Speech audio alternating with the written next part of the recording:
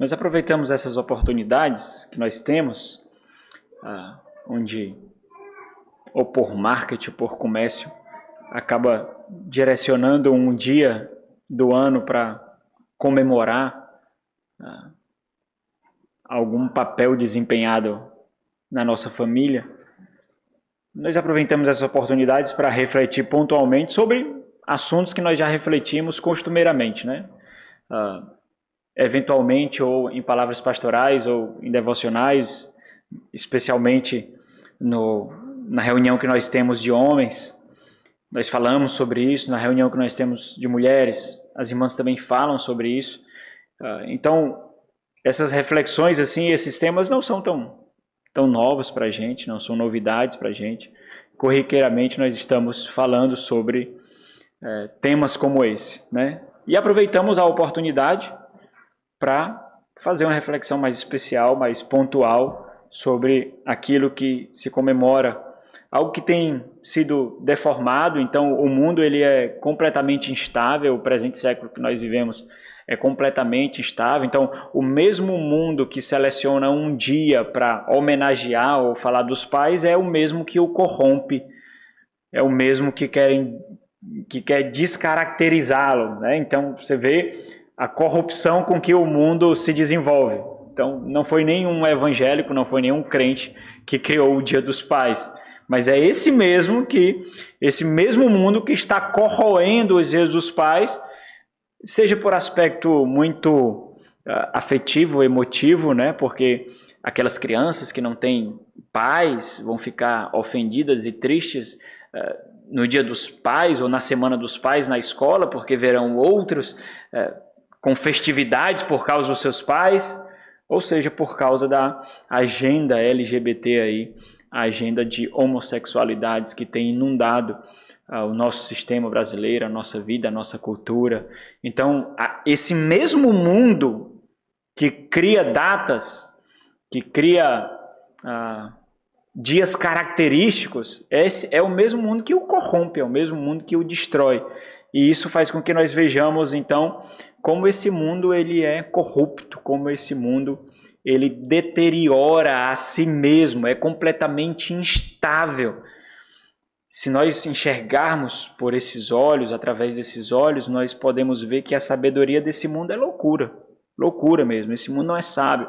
Não importa o quão eloquentes sejam aqueles que o representam, esse mundo é louco, esse mundo é completamente instável, é um mundo insano, é um mundo que não carece de sabedoria.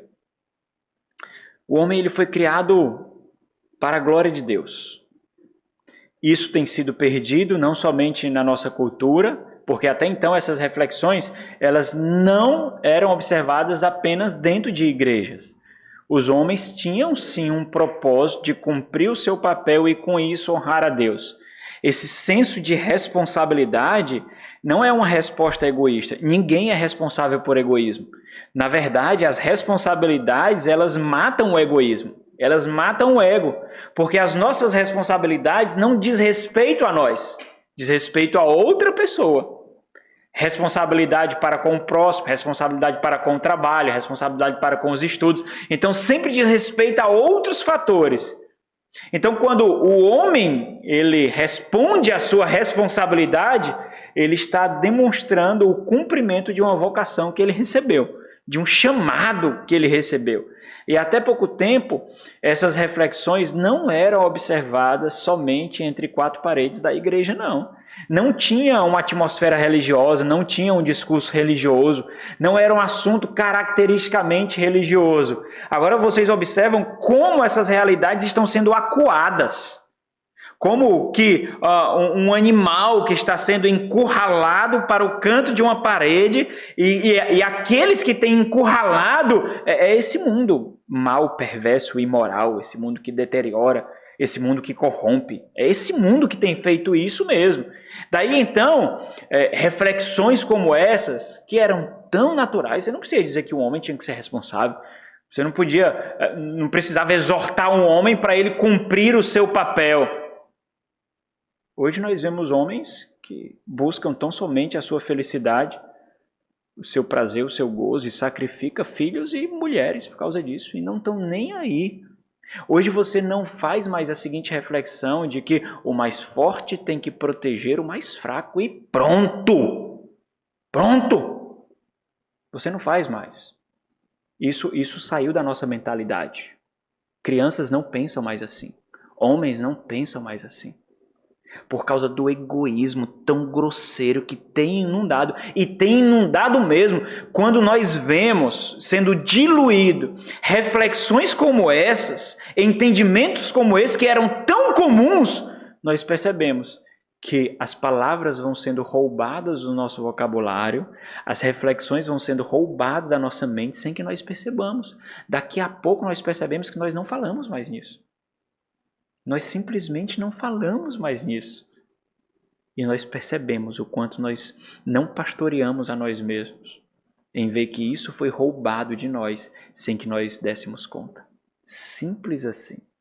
Agora, discursos como esse, exortações como essas, são restritas a 4 paredes de igreja e ganharam uma estrutura, um entorno, uma atmosfera completamente religiosa. Então, você resguardar o papel do homem, a função do homem, a vocação do homem, assim como da mulher e dos filhos, falar sobre isso é falar sobre assunto religioso. É fundamentalista, é radicalismo, é puritanismo, é falar sobre assunto religioso. Então vocês observam que nós estamos sendo acuados por causa de uma agenda que deteriora completamente aquilo que Deus criou para a sua glória, para o seu louvor. Mas falando mais especificamente de homens, hoje nós vemos uma realidade que faz distinção. Homens foram criados para a glória de Deus. Fato, isso é uma verdade. Não importa a eloquência dos discursos que sejam proferidos, isso é verdade. Homens foram criados para a glória de Deus. Mas nessa experiência de corrupção constante, existem homens que vivem não como aqueles que foram criados para a glória de Deus. Homens que vivem para si mesmo. Que presta atenção, é um contrassenso isso.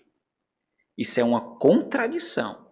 Porque se o homem ele é um tipo reluzente de Cristo, Cristo não viveu nesse presente mundo para si mesmo. Ele viveu para se sacrificar por outro. Isso resume o que é ser homem. Homem não vive para si mesmo. Homem vive para o sacrifício.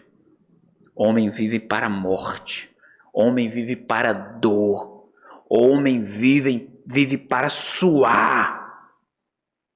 Mas a realidade de homens frouxos e fracos que estão ao nosso redor hoje deixa isso como um vislumbre de raridades. Não fazem mais homens assim.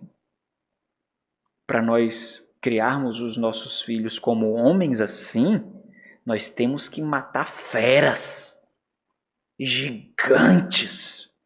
Nós temos muitas vezes causar lágrimas nos nossos filhos para ele se aprumar como homem. Porque essa afetividade, essa mordaça de emoções com que nós vivemos ao nosso redor inunda as nossas crianças, inunda os nossos homens.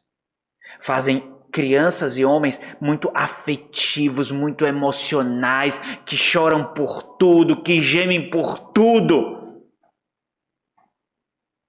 que não suportam dor, que não suportam sacrifícios.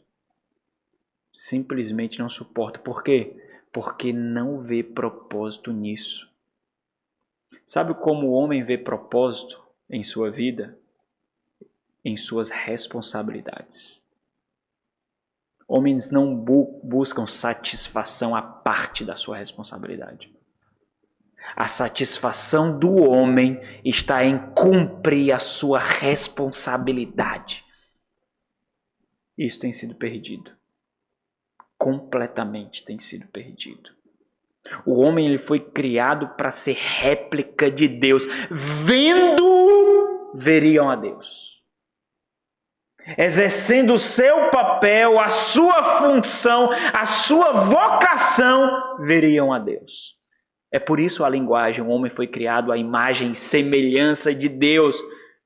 Os dois termos se sobrepõem um ao outro e fortalece a exortação. Imagem e semelhança, para verem a Deus, para perceberem a Deus, para terem um vislumbre, um exemplo, uma evidência de Deus, para ser um representante do Senhor, para ser um instrumento de devoção e um instrumento de sua glória. Agora o homem, ele vive para sua própria glória e para sua própria devoção. E nós nos esquecemos que isso aconteceu uma vez e mudou drasticamente o rumo da humanidade. Isso aconteceu no Éden.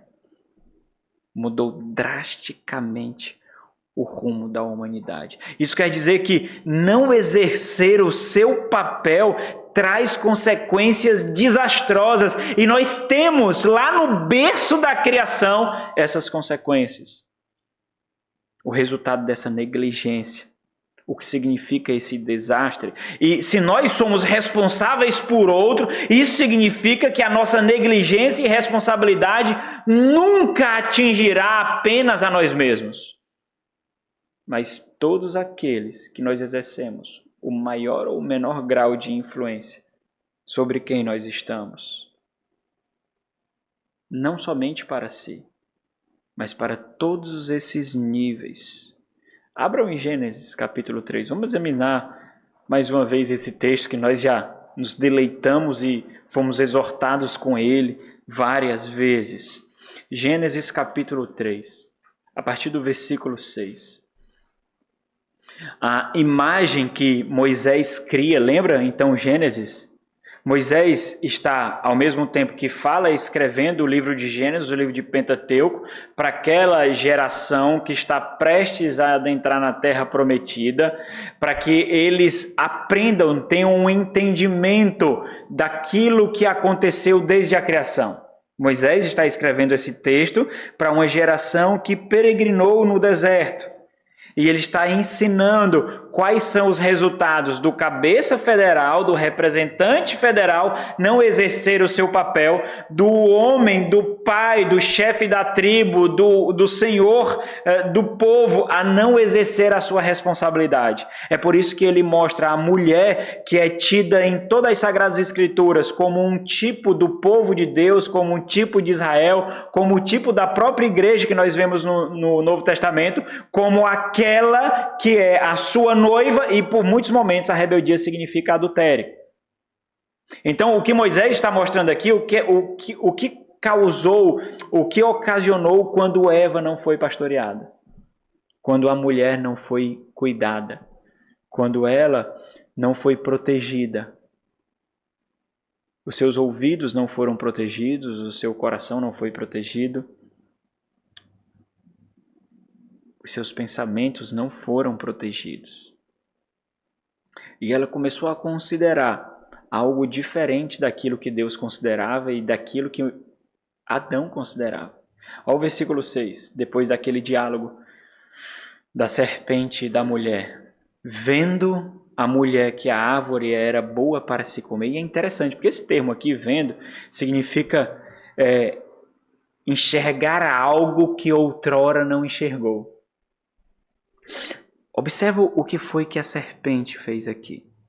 A serpente nutriu a mulher com a percepção diferente que sobrepusesse aquele entendimento que Deus tinha dado e que Adão tinha colocado sobre a vida da mulher.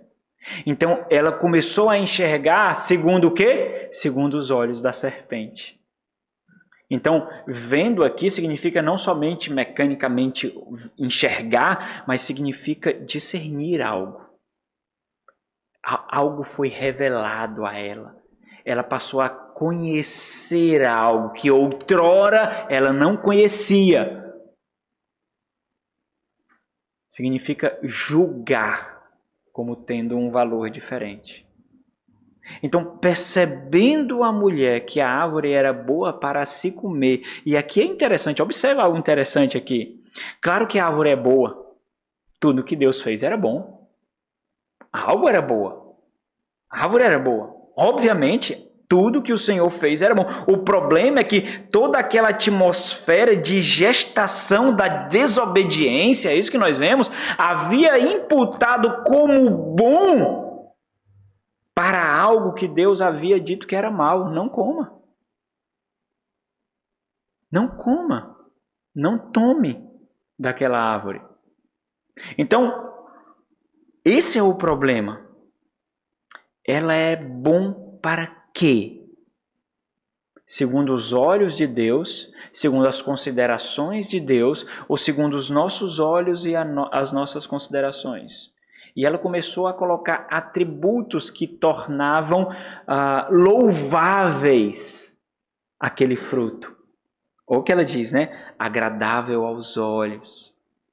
E árvore desejável para dar entendimento. Então, observem as qualidades com os tons positivos. Sabe o que é que isso faz? Isso viabiliza o pecado.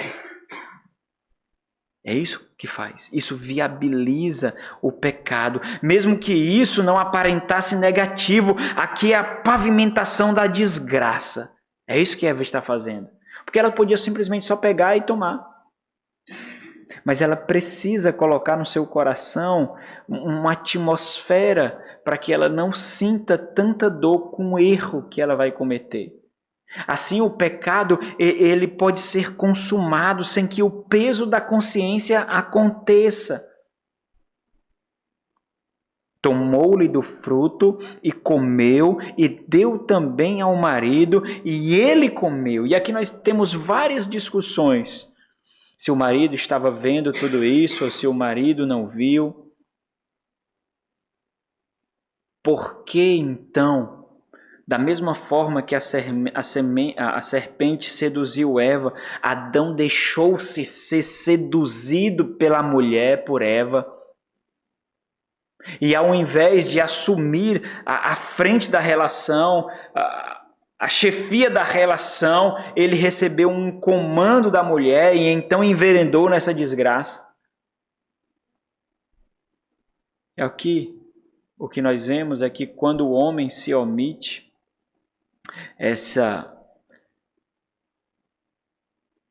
ele sempre experimenta o retorno dessa omissão. Sempre.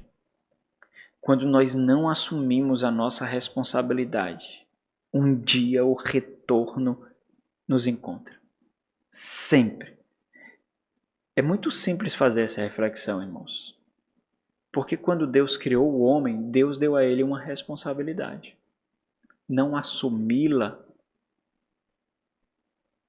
significa que algo irá retornar para ele. E isso sempre acontece. E retornou, o versículo 7 nós vemos aqui.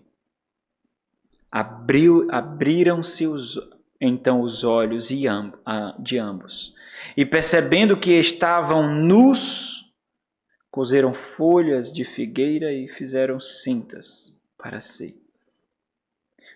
Vocês entendem o que aconteceu aqui? Observe o que aconteceu aqui. Quando os nossos desejos não contemplam Deus, ao realizá-los, nós estamos nutrindo repulsa de Deus.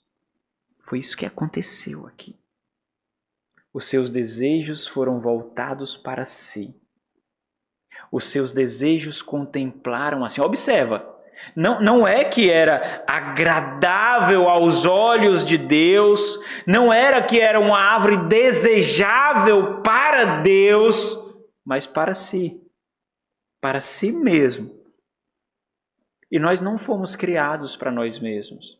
É isso que acontece quando homens, mulheres buscam a sua formação, o seu progresso acadêmico, financeiro, profissional, o seu embelezamento, seja lá o que for, quando busca isso somente para si, para a sua glória, para o seu louvor, em alguma medida, em algum momento, eles perceberão que isso não lhes deram a satisfação que eles tanto consideraram que daria quando buscaram.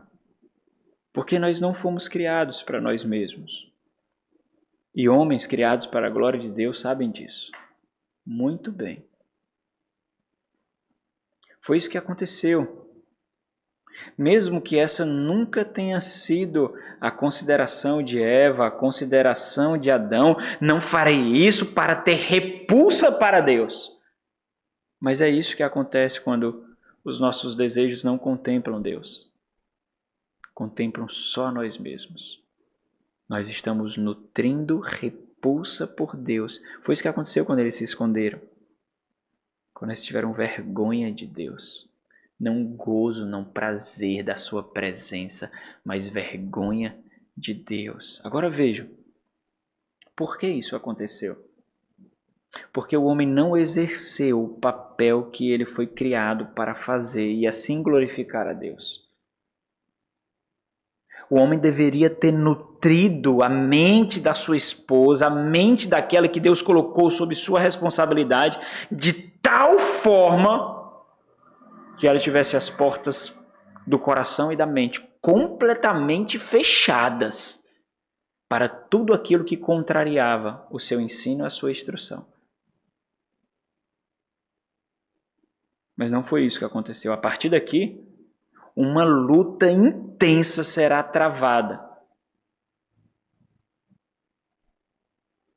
para que todos os homens façam aquilo que Adão não fez. Uma luta intensa, árdua, de morte, para que nós possamos fazer, homens, aquilo que Adão não fez. Com adicionais de dificuldade, obviamente, trazidos pelo pecado. Todo esse relato aqui, irmãos, é muito importante, seja para o próprio propósito da criação do homem, seja por observar a sua negligência e as consequências dessa negligência, porque o restante das Sagradas Escrituras são redigidos sobre esses capítulos aqui, esses relatos. Sempre quando um autor sagrado vai falar do homem, da mulher, do casamento, da relação matrimonial, da responsabilidade do homem, da responsabilidade da mulher, sempre eles voltam para esses capítulos. Agora abra aí 1 Coríntios capítulo 11. Paulo faz isso. A igreja de Corinto, a igreja imoral, a igreja corrupta, uma igreja que causava danos à glória de Deus até ser corrigida. 1 Coríntios capítulo 11, a partir do versículo 3, observe o que Paulo fala aqui.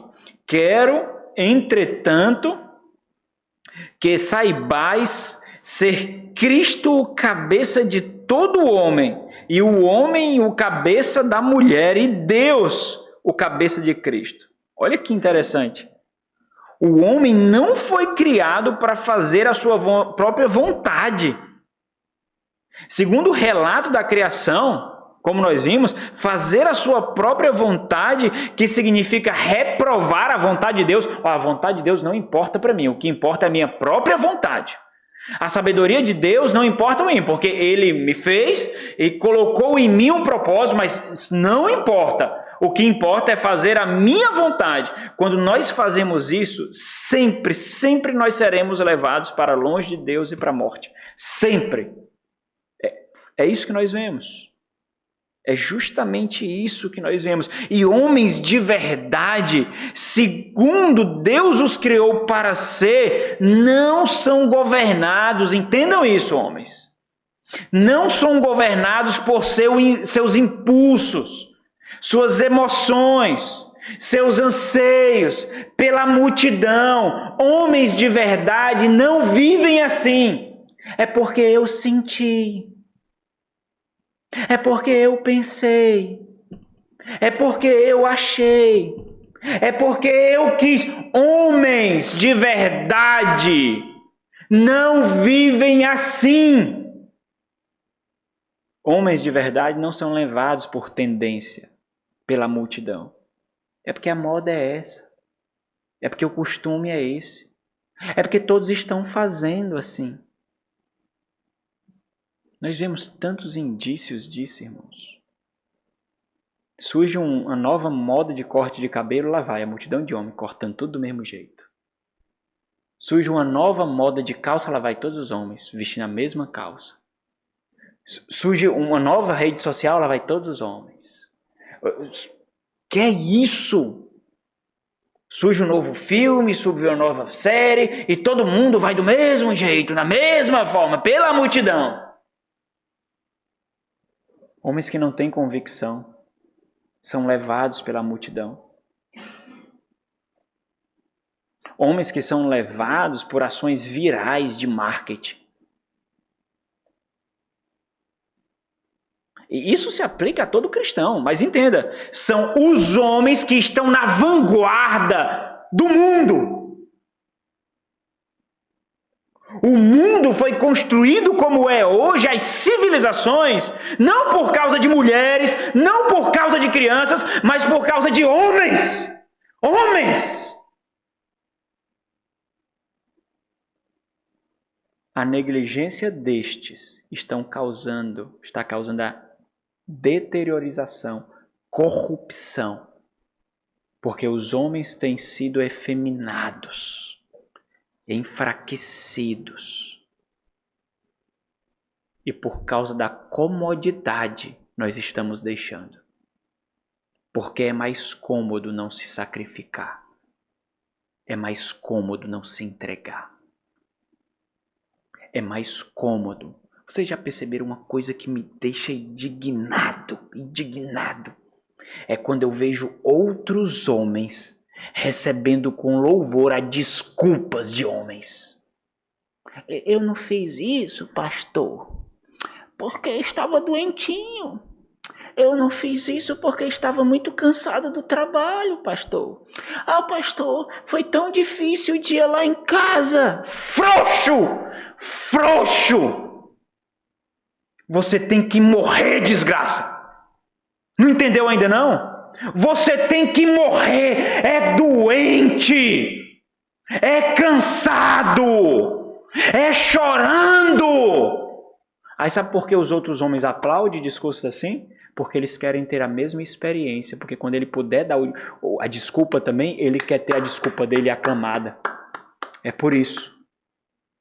Mas homens não faziam isso não, até pouco tempo. O seu pai não criou você assim. O seu pai tinha a honra de dizer que não faltava um dia de trabalho, ou não é? Ou não é? Tinha honra. Agora nós buscamos atestados. Nós buscamos atestados. E aí sabe o que o governo faz como um instrumento de Satanás? Ele dá a você benefícios para você não trabalhar. Para você não cumprir a sua responsabilidade. Ele trata você como um bebezinho que precisa ser cuidado. Entenda, meu filho, vai descansar. O governo lhe assiste. Não precisa cumprir o seu papel, vá. Calma. Não precisa derramar tanto sangue. Não precisa se desgastar tanto. Que é isso? Eu cuido de você. Homens que sentem um louvor e ficar no fundo de uma rede desgraçada, perversa, no encosto de um sofá, num travesseiro. Homens fracos que não glorificam a Deus. Por isso que eu tenho um pavor de homens que aceitam desculpas de outros homens, porque estão criando uma oportunidade para se desculparem também. Não aceitem desculpas de homens fracos, porque vocês estão sendo a pior desgraça deles. Deixem eles perceberem que homens fracos no nosso meio serão expostos. Homens fracos serão expostos. Homens fracos serão reputados por fracos mesmo. E esses matarão a sua família. Matarão a sua família. E se nós não cuidarmos, matarão a sua igreja. Matarão. Porque nós não somos o nosso cabeça, como Paulo diz. Por isso não fazemos a nossa vontade.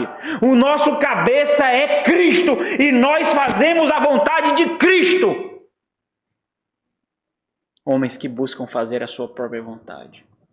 Eu comprei um PS5, pastor, porque era o meu sonho de infância ter um PS5. Eu comprei esse videogame, pastor, porque durante toda a minha infância, papai não tinha condições, mamãe não tinha condições. É claro, estava botando comida na tua mesa. É claro. Aí agora eu comprei. Olha, pastor, foi só 7.000. Olha, ainda de 24 vezes no cartão pega otário. Olha, pastor. Aí tá lá. A mulher dentro de casa, tendo que amadurecer, porque alguém tem que ser maduro na relação. Enquanto um abestado fica jogando videogame. Essa é a nossa geração. Essa é a nossa geração, irmãos. Esse é o raio-x da nossa geração.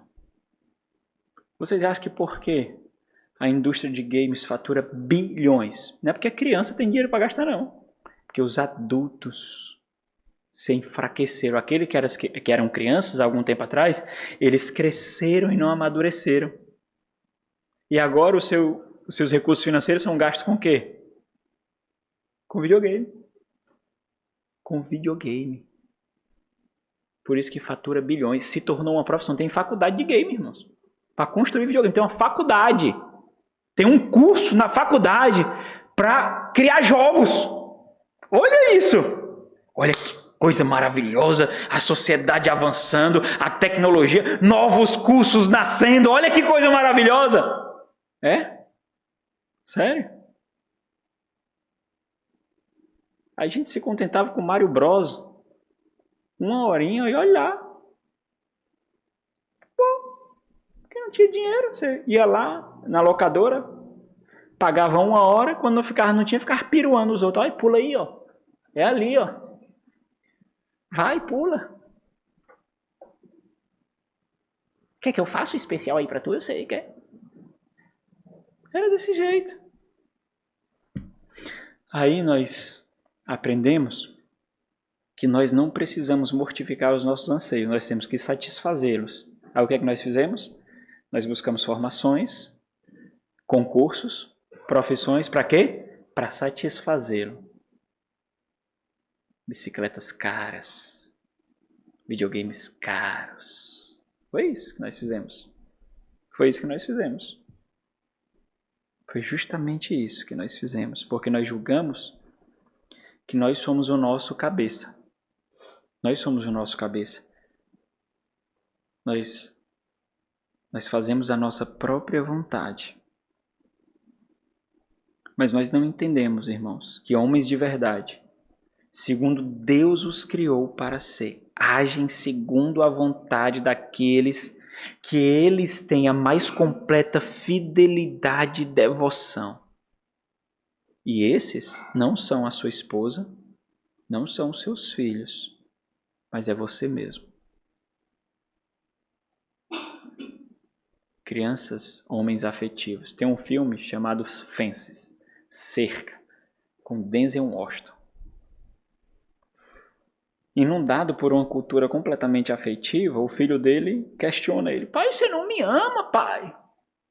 Pai, é porque você não me ama. Você não gosta de mim. Quem disse que é a minha responsabilidade lhe amar? Quem disse? A minha responsabilidade é lhe dar roupa, comida e bebida. Quem foi que disse que é a minha responsabilidade lhe amar? Sabe qual é o meu papel? Lhe dar roupa, comida, um abrigo. Esse é meu papel. Tá faltando roupa para você? Não. Tá faltando comida para você? Não. Então pronto. Eu sou o pai que deveria ser. Claro que ele não é o pai. O testemunho lá é triste. Ele trai a mulher, um negócio doido. Mas olha como tá resguardado um princípiozinho ali. O filho chega pro pai hoje. Pai, o senhor não me ama, pai? Eu te amo, meu filho. Pelo amor de Deus, eu te amo. Dois bestas. Inundado por emoção, chorando. Vou lhe ensinar o que é amor, meu filho. Faz isso. Vou lhe ensinar o que é amor. Sabe o que é amor? Quando você crescer e aprender que vocês não fazem a sua vontade. Quando você entender o que é ter gozo por ver a sua saúde sendo drenada pela vida de outro. Gozo, você tem gozo disso. Você tem gozo de ver a sua vida tocando a outro e não a si mesmo. Gozo, satisfação. Esse é o prazer do homem. Esse é o prazer do homem. O prazer do homem é esse, irmãos. Em que mundo você acha que buscar sua satisfação e felicidade vai glorificar Deus? Em que mundo? Em que mundo? Em que mundo? Me mostra aqui, ó. Mostra aqui.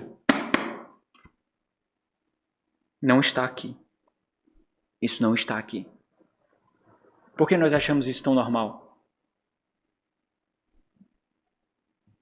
Porque permitimos o mundo adentrar na nossa mente, no nosso coração, na nossa casa, no nosso casamento. O resultado disso é que nós não criamos homens mais para combater esse mundo, mas para namorar com ele, para ser ninado com esse mundo. Foi isso que nós fizemos. Foi isso que nós quisemos. Esses homens aqui, irmãos, eles, homens criados para a glória de Deus, eles não se envaidecem por distintivos de beleza. Olha minha calça justinha aqui, olha o músculo da minha batata, olha aqui o músculo da minha coxa, olha aqui as minhas pernas como estão grossas. Olha meu cabelo aqui, fresquinho, olha o meu cabelo. Olha a minha sobrancelhazinha aqui que eu estou fazendo agora, fica com cera de abelha de não sei o quê. Uma vez eu fui cortar o cabelo, o cara falou assim, e aí, fazer a sobrancelha? Que é isso, macho? Não, porque teu cunhado veio aqui e fez, agora deu. Agora deu. Não, tira isso perto de mim, meu irmão. Que é isso? É mesmo jeito. 30 anos, social. 30 anos, social, corte social. É porque chegou aqui um corte social, macho. Passa aqui 2 aqui, corta aqui 2 aqui. Aqui é 2. Aí aqui você corta. Pronto. Você vai dizer que eu nunca fiquei com vontade de seguir uma modinha dessa? É claro, meu irmão. Garotão que nem eu, jovem. Mas eu sei quem eu sou, irmãos. Eu sei a desgraça que eu sou. Eu sei a porcaria do meu coração. Eu sei. Eu sei que se eu der uma chancezinha a ele, ele me derriba. Eu sei disso muito bem. Eu me conheço. Me conheço, sim. Se eu der uma pontinha de abertura, ele me dá uma rasteira e me detona. E eu sei mais ainda que isso significa não somente a minha própria desgraça.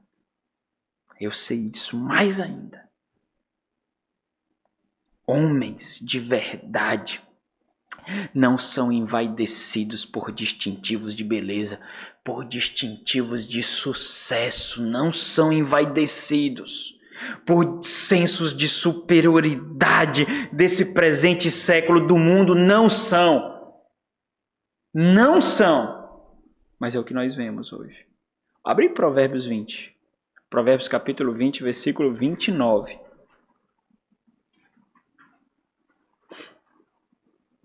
Olha qual é a beleza do homem.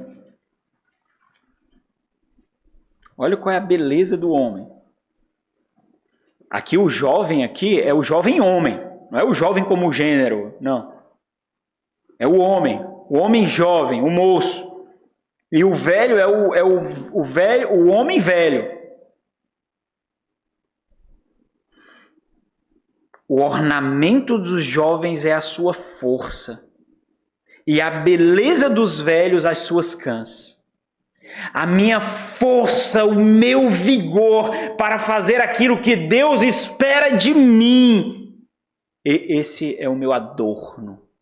Essa é a minha beleza. Essa é a minha formosura. O meu vigor. Meu filho, está cansado? O que tem? Qual o problema que está cansado? Estou aleijado? Morri? Então faço. Não, porque eu passei o dia trabalhando.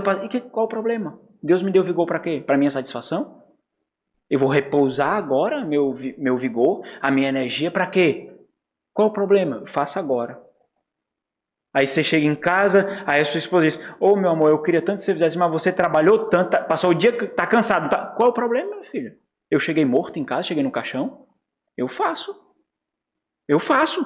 É para fazer? Vá descansar. Pode deitar. Vai descansar? Deixa que eu faço. Eu faço isso aqui para você. Mas os homens hoje não fazem isso, não. Passa o dia esperando para chegar em casa e se deitar. Passa o dia esperando para chegar em casa e jogar um videogame.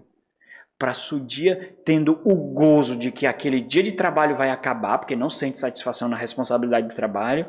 Quando tem um feriado é uma glória. Quando se acidenta é uma glória. Já perceberam essa desgraça que é? Quando a pessoa se acidenta, pega um atestado e acha uma maravilha. Porque o quê? Não vai trabalhar. Isso é se deleitar dos efeitos da queda. Do suor do teu rosto comerás o teu pão. O efeito da queda é se deleitar nisso. Aqueles que nasceram de novo em Cristo Jesus não podem viver assim, não. Aí sentem o profundo desejo de chegar em casa, se deitar no sofá, assistir uma série, assistir um filme, jogar um videogame, não sei o quê. A beleza dos velhos é as suas cabelos brancos. Porque cabelo branco tinha um distintivo que significava, sabe o quê? Sabedoria. O que nós vemos, irmãos, hoje é homens com 50 anos de idade que não comem verdura. Não come verdura. Eu trabalhei numa empresa que tinha a fila do almoço pro buffet lá. E aí, às vezes, eu tinha que ir antes desse senhor. Porque se fosse depois, a comida esfriava. Porque ele catava o arroz. Cabelos brancos. Catava o alimento. Olha quando eu falo de frescura dos seus filhos. Você acha que é besteira, é? Você acha que é besteira? Não é besteira, não. É o que nós vemos hoje. Aí você me diz, o cara que não enfrenta o pimentão vai enfrentar Satanás? Sério? Vai? O cara que não enfrenta uma cebola vai enfrentar o mundo? Sério? Diga para o seu filho, você homem, que não gosta disso, diga e passe vergonha. Diga. Porque é para passar vergonha mesmo. Mas nós não passamos mais porque nós aceitamos como normal. Eu não aceito como normal de jeito nenhum. Eu faço vergonha. Eu tiro chacota. E chore, que eu não estou nem aí. O pastor se arrebente. Chore. Porque você é um aborto dessa geração fraca. Essa geração que destrói civilizações. Essa geração que não glorifica a Deus. Você é um aborto dessa geração. Porque você acha normalidade isso. Isso não é normal. Homens fazem o que não gostam e sentem prazer nisso. Por causa da responsabilidade. Passei o dia trabalhando. Não vou fazer isso, não vou fazer aquilo. Você não sabe o que é mortificar a carne, não, irmão? Quando você não quer, aí que você faz. Sabe por quê? Porque os seus apetites não mandam em você. A sua preguiça não manda em você. O desejo de descanso não manda em você. Faça esse exercício, faça. Faça esse exercício. Quando você não quer, aí faça. Faça esse exercício. Porque quando você terminar de fazer aquilo que você não queria, você vai sentir uma satisfação tão grande. Porque cumpriu com a sua responsabilidade. Agora, irmãos, por que eles agem assim? Porque homens de verdade, criados segundo Deus, agem assim. É importante compreender isso. Porque eles compreendem perfeitamente que, custe o que custar, esse sempre será a melhor e mais perfeita decisão para ele e para suas famílias. O quê? Fazer a vontade de Deus. Sempre. Sempre. A melhor decisão para ele e sua família não é porque ele sentiu, não. É porque ele sentiu que devia fazer isso. Não é porque ele sentiu, não. É porque ele sabe o que é a vontade de Deus. E por saber o que é a vontade de Deus, ele faz. Isso porque, embora o homem, como eu já falei, seja o cabeça da mulher, ele não é o seu próprio cabeça. Cristo é o cabeça dele. Cristo. E observe Paulo, ainda no capítulo 11, desenvolvendo as implicações dessa verdade nessa relação matrimonial. A relação matrimonial aqui é a base familiar. No versículo 11, ele diz o seguinte, porque, na verdade, o homem não deve cobrir a cabeça, por ser ele a imagem e glória de Deus. Cobrir a cabeça aqui era um distintivo de superioridade e inferioridade naquela cultura, né? Então, ele não deve cobrir a cabeça por ser ele a imagem e glória de Deus. Agora aqui, interessante. A mulher fica sem glória? Não. Só fica sem glória se o homem falhar em fazer o que ele tinha que fazer. Aí fica. Mas a mulher é a glória do homem. Observa, a reflexão é simples aqui. Se o homem é a glória de Deus e a mulher é a glória do homem, a mulher é a glória de quem também? De Deus. Quando ele diz aqui, na verdade, de fato, com toda certeza, isso faz contraste para a necessidade do fato da mulher exibir um sinal de autoridade e submissão ao homem. É o véu aqui que era utilizado. O homem, então, por ser ele a imagem e glória de Deus, o que nasce dessa verdade, irmãos? Olha que poderosa essa afirmação. O homem é a imagem e a glória de Deus. O que nasce dessa verdade? Temor. Porque eu vivo para exibir uma glória que não é minha. O homem não é glória dele mesmo. Agora, olha, é importante. Agora, a mulher é glória do homem. Olha isso. Disso nasce temor. Deveria nascer. E o que? A mais profunda intencionalidade. Intencionalidade. Porque o homem ele foi criado para ser um instrumento de glória, usando essa glória que ele recebeu para exibir essa glória através da vida de outro. A sua esposa e a sua prole. Se a sua esposa não exibe a glória de Deus, é porque você está falhando. Você está falhando em imputar a glória que você recebeu na mulher, para que vocês dois possam imputar a sua prole. Intencionalidade, temor. Mas a mulher é glória do homem. Então, para a gente concluir essa reflexão, homens criados para a glória de Deus vivem para preservar o ideal de Deus na criação. Eles não vivem para o seu próprio prazer. Essas linguagens afetuosas não cabem para homens. Vivem para o seu próprio prazer, vivem para o seu próprio deleite, vivem para a sua própria satisfação, vivem para o seu ego, para o seu egoísmo. Homens assim sentem satisfação em corresponder à responsabilidade que têm. Eles sabem que para isso eles precisarão dedicar a sua vida. Eles sabem.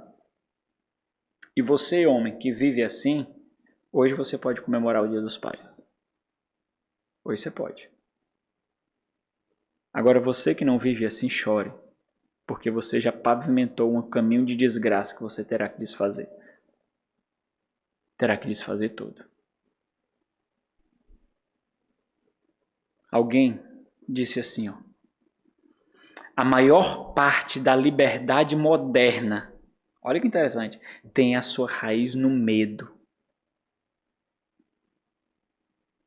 Vocês acham que por que tanta pessoa tem buscado concurso público, irmãos? Vocês acham que porque os benefícios sociais colocam e tiram pessoas do poder do governo? Medo de não conseguir sustentar a família, medo de não sustentar o lar, medo de não ter salário, medo de não ter dinheiro, medo de não ter recurso, medo porque a empresa privada é uma instabilidade absurda, porque exigirá de você o seu potencial, o seu crescimento, a sua evolução, exigirá que você trabalhe. E os homens hoje têm medo disso. Tem medo. Entende? Eu vou fazer o 18º adendo aqui. Eu não sou contra concurso público. Mas você precisa fazer a leitura da nossa realidade hoje. Você precisa fazer a leitura. Essa é a leitura da realidade. A maior parte da liberdade moderna tem a sua raiz no medo.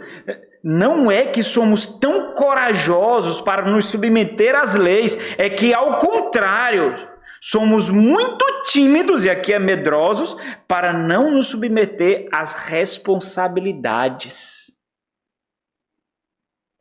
Esse é o entendimento de Davi, irmãos. Esse texto que eu acho fantástico. 1 Reis, abre aí. O último texto que nós vamos abrir. Capítulo 2. 1 Reis, capítulo 2. Esse é o entendimento de Davi. E segundo essa compreensão, não somente o trono é transferido para Salomão, mas o quê? A responsabilidade que acompanha o trono. 1 de Reis, capítulo 2, a partir do versículo 11. Aproximando-se os dias da morte de Davi, deu ele ordens a Salomão. Ora, como é que a pessoa dá ordem a alguém que vai ser rei? Deu ele ordens a Salomão, seu filho, dizendo: eu vou pelo caminho de todos os mortais. Olha aí a reflexão. Estou morrendo.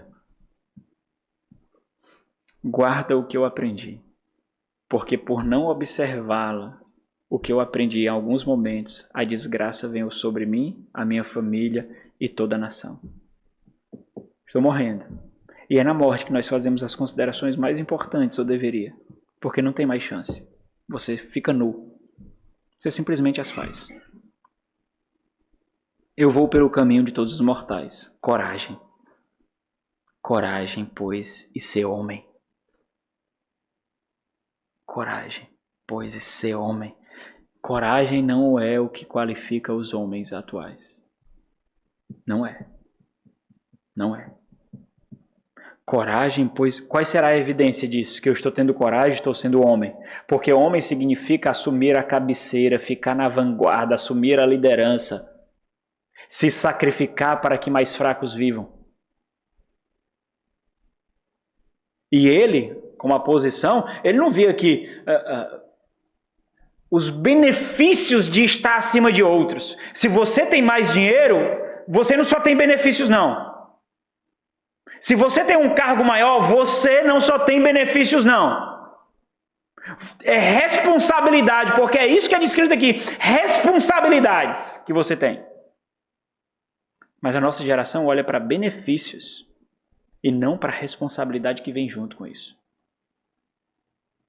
Coragem, pois, de ser homem. O que significa dizer isso? Guarda os preceitos do Senhor, teu Deus, para andares nos seus caminhos, para guardares os seus estatutos e os seus mandamentos e os seus juízos e os seus testemunhos. Tudo isso falando da lei de Deus, como está escrito na lei de Moisés, para que prosperes em tudo quanto fizeres e por onde quer que fores.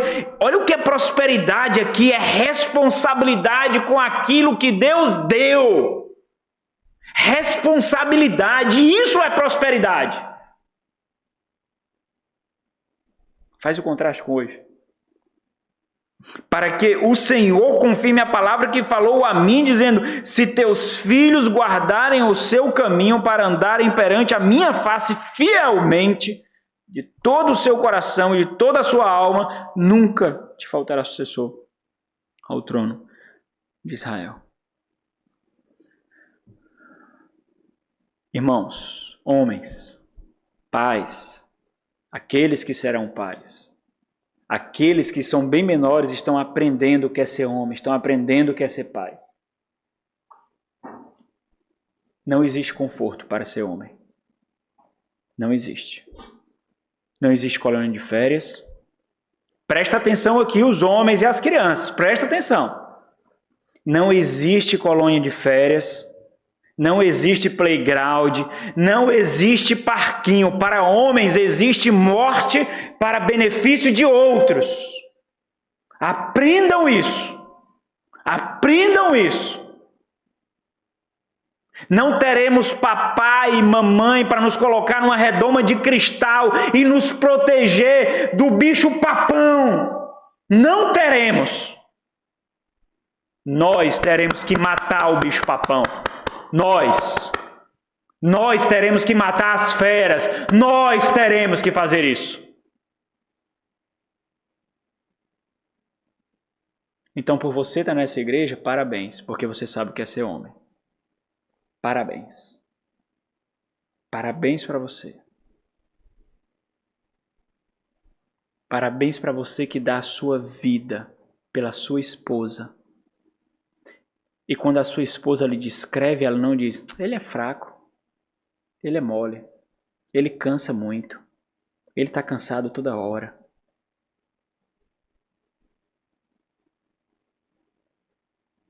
Parabéns para você que vive com temor, tremor e intencionalidade para criar uma família piedosa. Porque só assim os homens, os pais, merecem parabéns. Não por corromper o ideal de Deus, mas por corresponder, mesmo na sua fragilidade. Quando os meus filhos chegaram lá em casa, eu disse assim, eu não sei ser pai. Eu falei para eles, se você quer um pai bom, piedoso, então ore. Porque eu não sei ser, não. Eu nunca fui. E toda vez que eu errava, e aí, coisa que ainda eu faço muito, eu dizia, tá orando, minha filha? Vocês estão orando? Pois ore mais. Porque eu não sei ser, não. Eu estou aprendendo também. Eu estou aprendendo a ser pai. Nós estamos aprendendo. Então, se vocês querem ter pais piedosos, bons, pais que cuidarão de você, amarão você, então ore. Ore e peça a Deus para isso. Porque isso não nasce pronto, não.